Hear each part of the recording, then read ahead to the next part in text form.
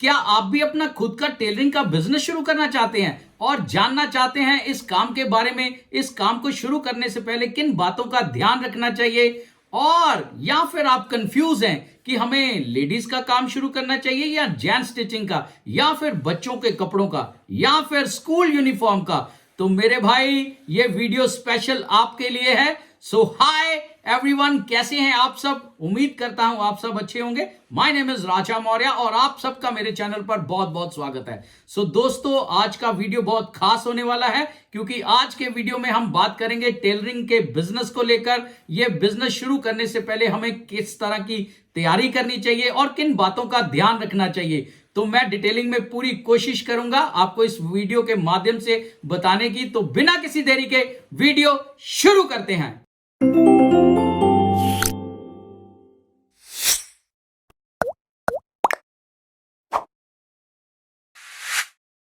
So my dear friends, अगर tailoring का business आपने शुरू करना है या आप ऑलरेडी कर रहे हैं, तो हमें किन बातों का ध्यान रखना चाहिए इस काम को करते हुए या नया शुरू करने वाले हैं। तो सबसे पहले आ जाता है इसका मार्केट। तो किसी भी काम को शुरू करने से पहले हमें उसका मार्केट एनालाइज जरूर कर लेना चाहिए कि इस काम का स्कोप क्या है। तो मेरे भाई, इस काम का स्कोप अगर हम अपने देश इंडिया की बात करें तो बहुत ज्यादा है। अदरवाइज आप एक्सपोर्ट हाउस की तरफ देखें तो बाहर के जो देश हैं वहां पे भी काम का सप्लाई होता है। लेकिन अगर हम अपने एरिया की बात करें तो मार्केट बहुत बड़ा है। बेशक समय के साथ जो ब्रांड्स हैं वो बहुत आ चुके हैं मार्केट में, लोगों का रुझान भी जो है वो रेडीमेड कपड़ों की तरफ ज्यादा है।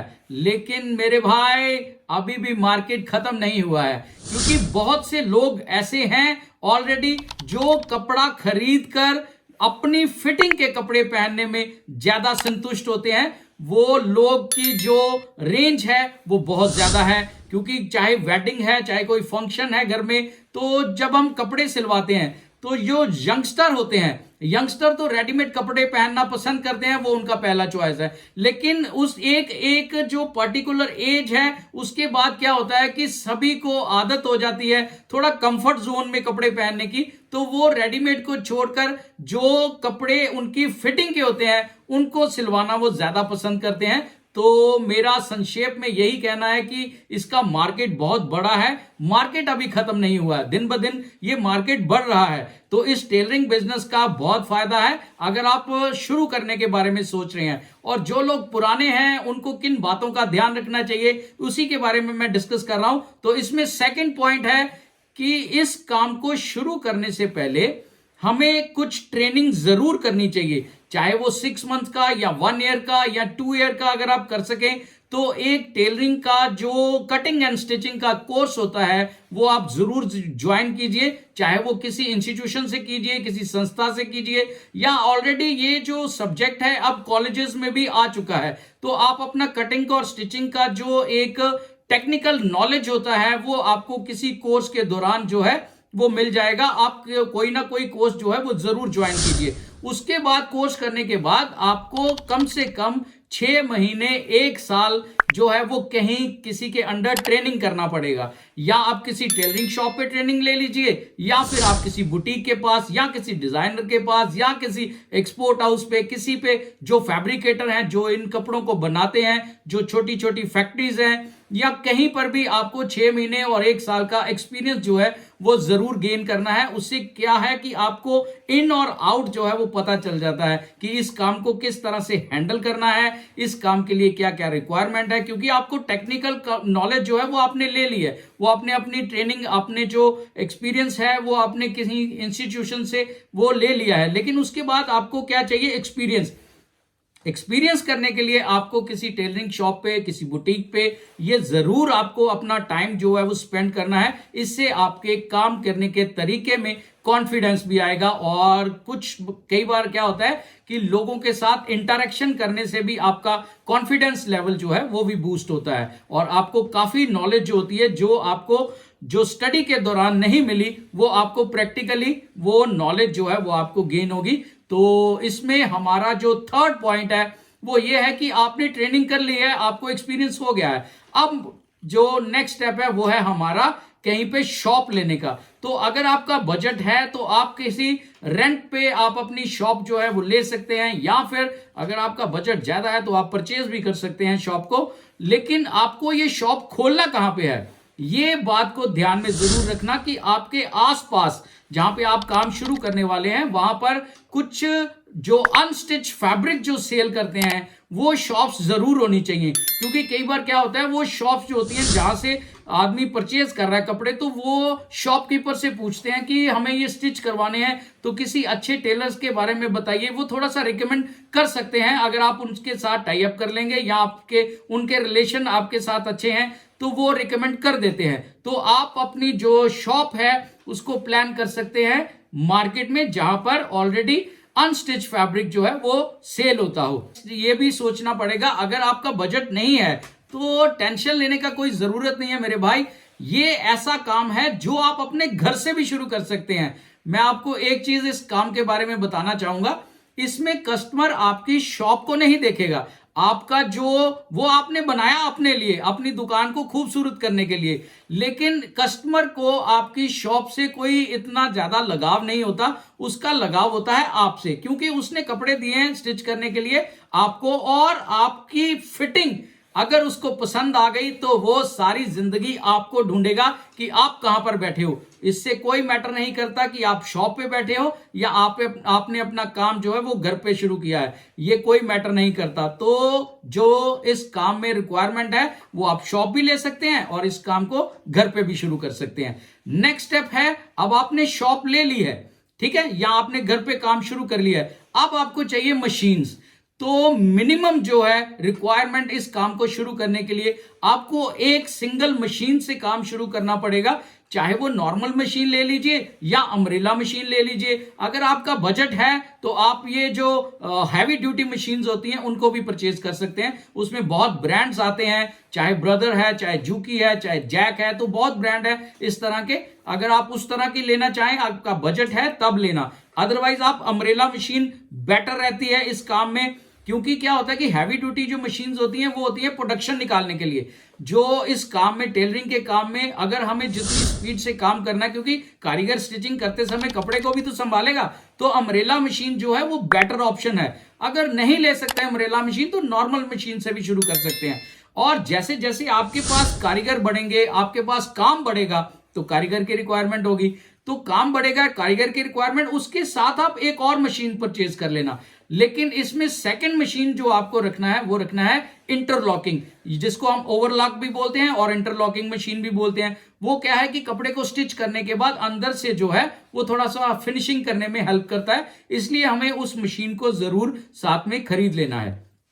और आपको एक जो काउंटर है वो इस हिसाब से बनाना है कि आपको उसकी हाइट जो है वो एक निर्धारित करनी है अपनी हाइट के अकॉर्डिंग, ताकि आप खड़े होकर वहां पर कटिंग भी कर सकें और कस्टमर के साथ डीलिंग भी कर सकें। तो यही चीजें हैं अभी फिलहाल आपको जो रिक्वायरमेंट है मशीन की। आप एक मशीन से भी शुरू कर सकते हैं, दो मशीन से भी शुरू कर सकते हैं, लेकिन इंटरलॉक ओवरलॉक की मशीन आपको जरूर साथ में रखना है। नेक्स्ट स्टेप है अब हमारा मटेरियल का।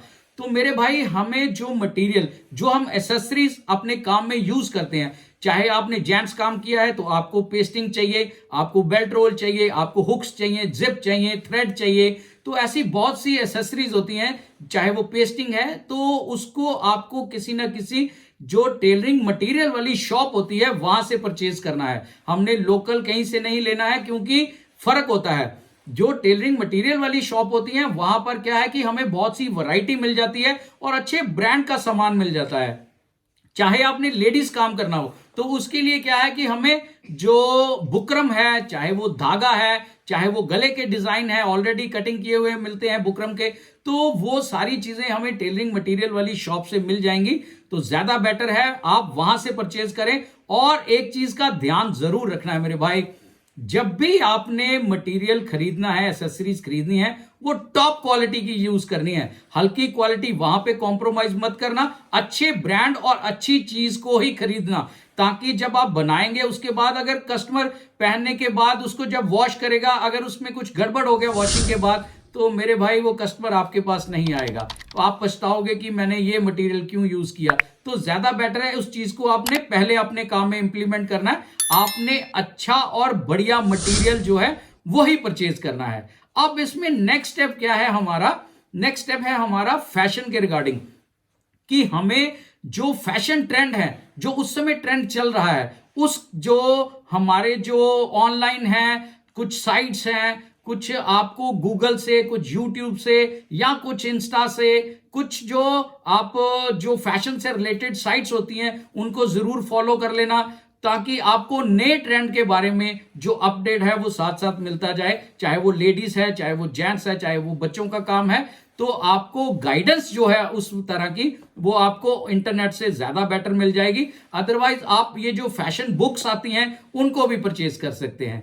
उसके बाद नेक्स्ट स्टेप है हमारा, जो हमारा साइज है, उस साइज को लिखने के लिए हमें एक कॉपी या एक रजिस्टर या एक डायरी जो है वो लगा लेना है स्टार्टिंग में, ताकि उसमें हम कस्टमर का साइज लिख सकें और उसकी रिक्वायरमेंट क्या है। किसी को कॉलर बड़ा चाहिए, किसी को छोटा चाहिए, किसी को 2 बटन चाहिए, किसी को 3 बटन चाहिए, किसी को ट्राउजर किस तरह से चाहिए, और आपने किस तरह से काटी है, आपने किन चीजों को कहां पे क्या क्या लूजिंग दी है, आप उस पेपर के ऊपर साथ साथ लिखते जाएं, ताकि उस समय तो उसकी जो फिटिंग आई है वो कपड़े लेके चला गया है, नेक्स्ट टाइम जब वो आएगा तो आप उसका साइज निकालोगे और आपको आइडिया हो जाएगा कि मैंने किस हिसाब से इसके जो कपड़े हैं वो कटिंग किए थे, ताकि नेक्स्ट टाइम भी आप उसी चीज को फॉलो करके, उसी मेथड को अपना के आप जो है वो कटिंग करेंगे तो ज्यादा अच्छे रिजल्ट आएंगे। तो आप ज्यादा बेटर है एक रजिस्टर कॉपी ये साथ साथ आप अपने कारीगर जो आपका जो कस्टमर है उसके लिए जरूर लगा लें। अब इसमें नेक्स्ट स्टेप है हमारा जो मार्केटिंग का, जो मार्केटिंग है वो हमें इस काम में किस तरह से करनी है।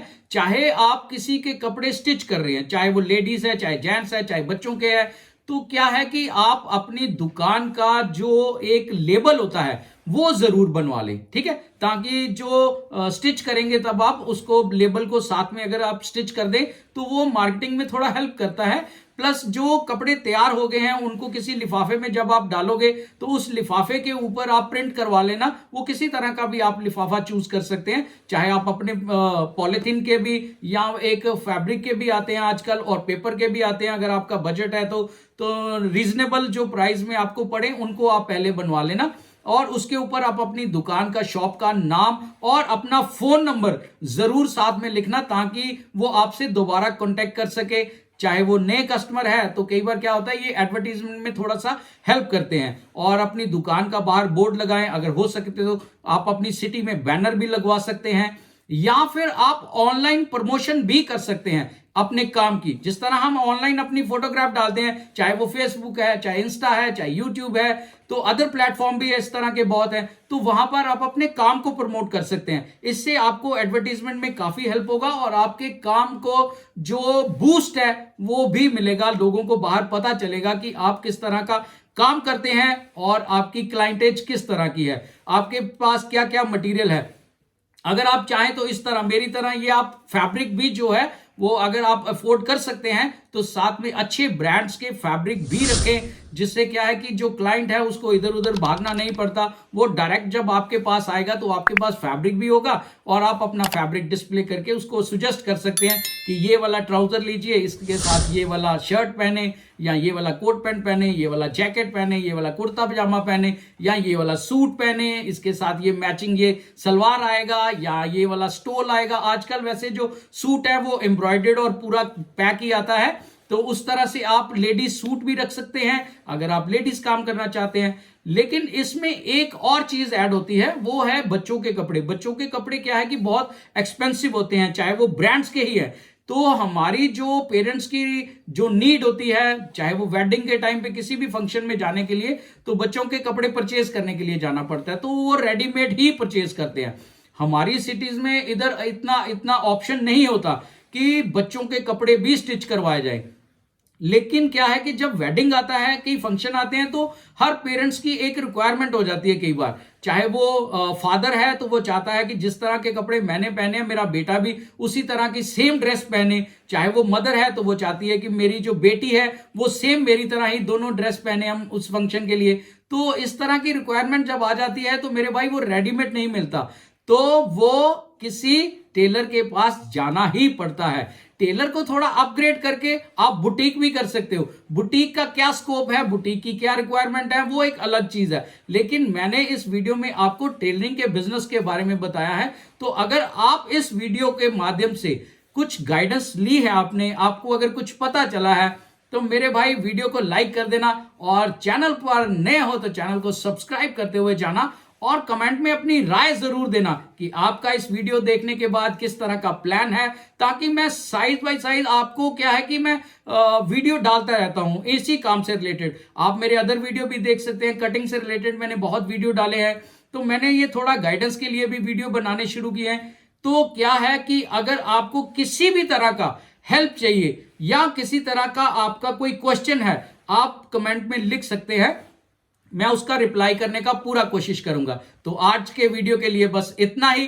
तो मिलते हैं बहुत जल्द किसी अगले नए वीडियो में। Till then good bye friends. मैंने एक एक चीज बारीकी से बताने की पूरी कोशिश की है अपने व्यूअर्स को, ताकि उनको कटिंग को लेकर कुछ डाउट्स जो हैं वो मैं क्लियर कर सकूं। अगर उनका थोड़ा सा भी कहीं हेल्प कर दूं तो मेरे लिए बहुत बड़ी बात होगी। आप इन वीडियो को भी चेक कर सकते हैं, ये भी इसी से रिलेटेड है। एक गुजारिश है, अगर आप चैनल पर नए हैं चैनल को सब्सक्राइब कर दीजिए, वीडियो अच्छा लगे तो वीडियो को लाइक करना और कमेंट में अपनी राय जरूर देना, और हां, बेल आइकॉन को क्लिक करना मत भूलना। तो मिलते हैं बहुत जल्द किसी अगले नए वीडियो में किसी अगली नई कटिंग के साथ। Till then good bye.